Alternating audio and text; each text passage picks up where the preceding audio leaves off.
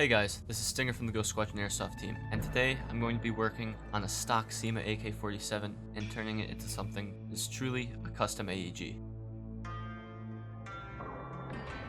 This is a customer gun. The customer gave it to me, told me that it was broken, and told me to fix it as well as essentially to do an entire tune-up on the gun. So what I ended up doing was a total overhaul, doing modifications and doing as much as I could do without replacing the actual parts of the gun. So most of what I do in this video is going to be modification rather than upgrading specifically. The 9.6 volt battery shown is what came with the gun. I presume it's the customer's battery. Of course, like pretty much every stock AEG, it comes stock wired to CYMA connectors, both the gun and the battery. One interesting thing about this AK is that the furniture is wood, which is good quality kind of externals, but at the same time, when I was inspecting it, it was very wobbly. The customer that owned this gun is at the very least the second owner of it, and the previous owner did some minor internal work, specifically what I don't entirely know. But what I later found out was that when he reassembled it, he reassembled the safety and selector mechanism for the AK incorrectly, and that caused it to be in the safe mode all the time, whether it was in semi-auto or actual safe. So that was the reason why it initially didn't work. However, once I figured that out, my objective became to modify the gun and make it perform much better. The first steps in doing that were, of course, to disassemble it as I'm seen doing here and inspect it.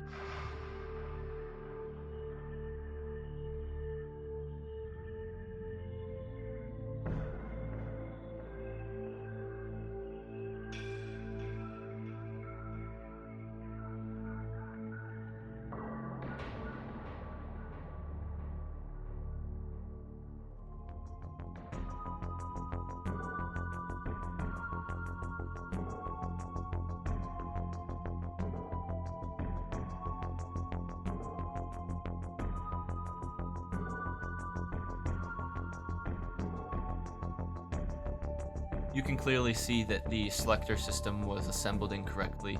The gears for it are not properly meshing, and that is what caused the problems that the customer initially complained of.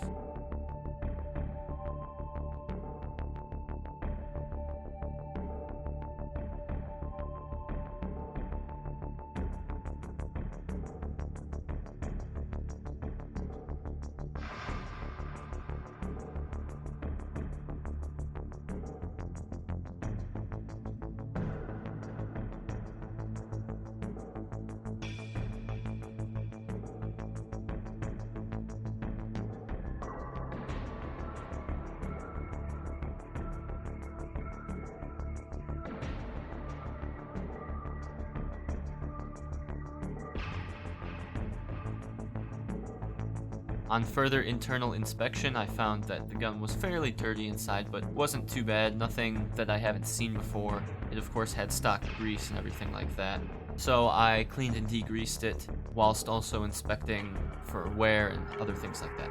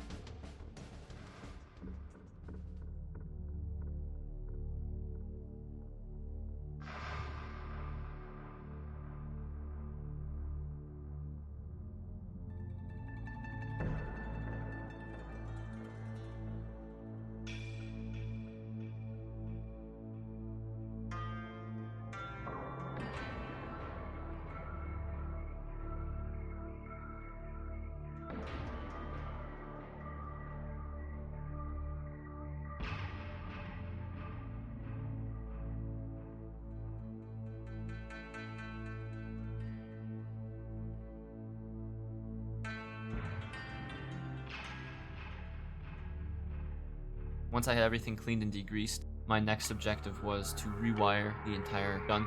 The reason for this is wiring is one of the things that's really good to do earlier on if you can and if you have the experience doing it, because it's one of those upgrades that supports the entire system as a whole. Rather than just changing out one single part, you're essentially changing out an entire electrical system. So what I did is I used 16 gauge silicon wiring, Dean's Ultra plugs, and Lonex gold plated motor connectors, as well as a Gate Nano SSR MOSFET.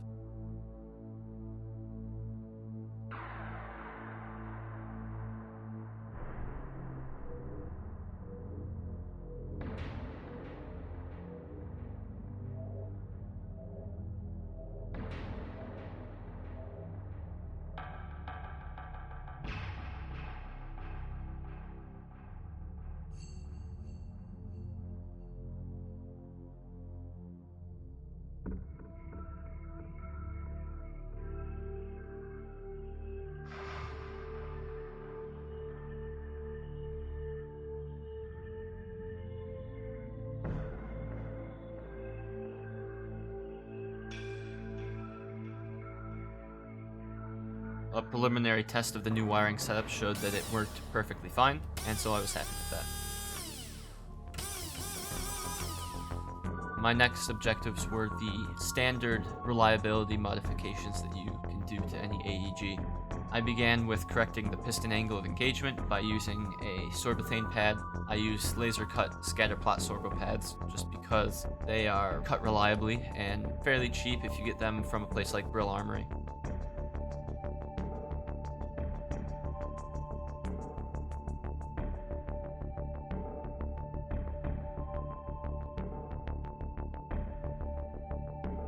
I of course had to shave off some of the teeth on the piston to counteract the fact that the piston sits further back, so the second to last tooth I removed entirely using a Dremel, and the third to last tooth I took about 2/3 of it off.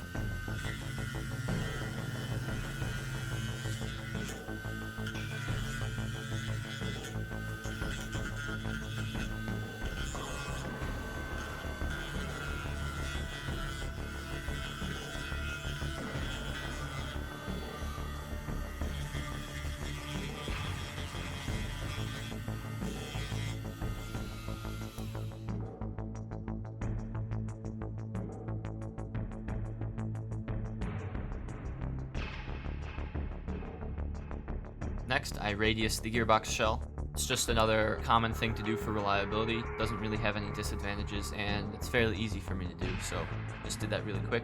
And then I fully shimmed the gear set using the beveled pinion method and SHS precision shims. When doing that, I also of course corrected the motor height. When initially inspecting the AEG, I found that the stock compression was very bad, as is expected for a stock CYMA. So I did a little bit of compression sealing using Teflon tape on the cylinder head, and it seemed to improve it by, I'd say, maybe 30% better compression, which is fairly good. Honestly, the only way to get it to be better would be to actually replace the compression components.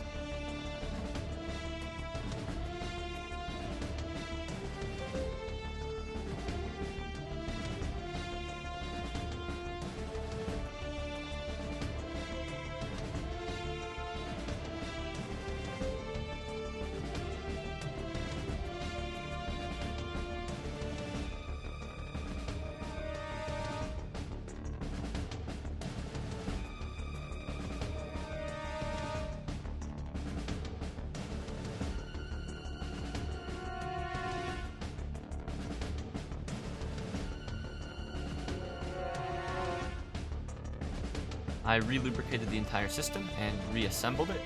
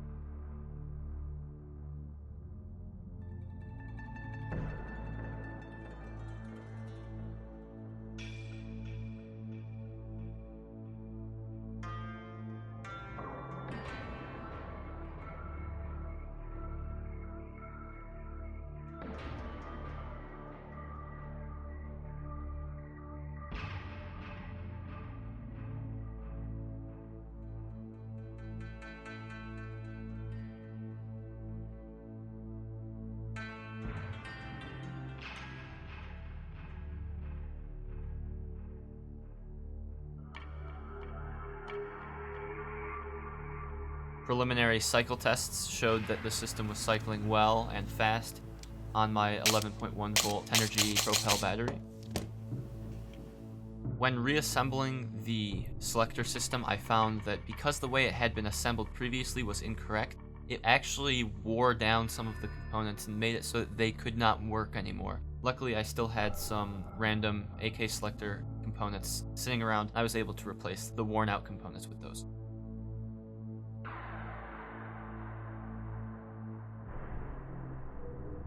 One of the largest challenges with this build was trying to figure out how to fit a battery and all of the extra wiring inside of the gun, because AK externals are not always as forgiving as M4 or M16 externals in the sense that they're easy to take apart, easy to put together. The AK was initially front wired, and I quickly found that with the MOSFET, the larger size of the wiring, as well as what would probably become a future need for a larger battery, it just wasn't going to be able to work being front wired or kind of wired to the top like many AKs are. So I just rearranged the wiring a little bit so it was rewired, and I had to remove some of the wood in the stock so that the MOSFET could fit back there, but it did end up working.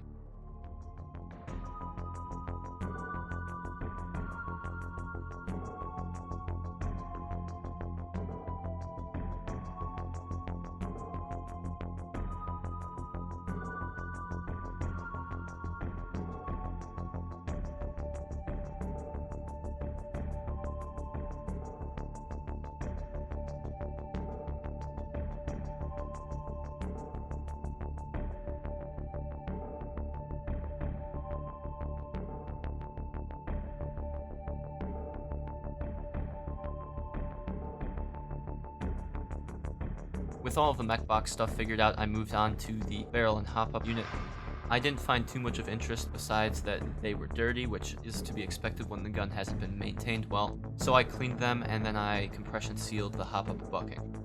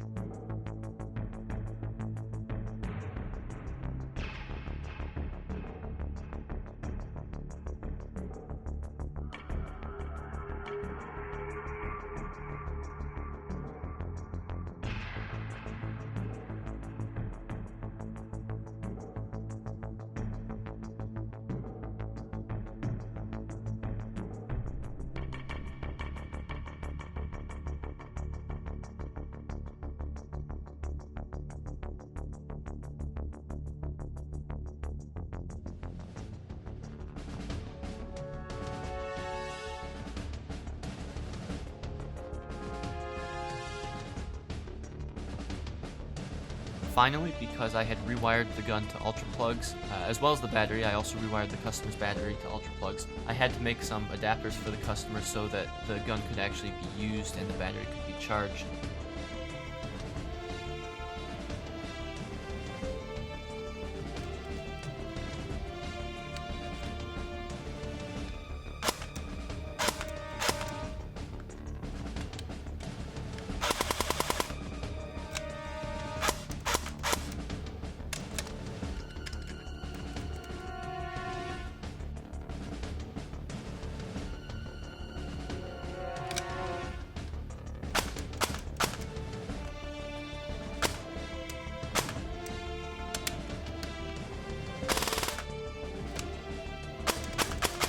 The gun cycles very well on my Tenergy Propel LiPo battery. Of course, it's slower on the customer's 9.6 volt, which is to be expected, obviously. The only issue that I observed in the final completed build is that sometimes if you go from semi to full, it will actually stay in semi. I believe that this is just because of a slight incompatibility between the selector components that I had to replace inside of the system. That's it, taking a junk stock AK to much higher level without really replacing many of the components. I hope you guys enjoyed the video, and I'll see you later.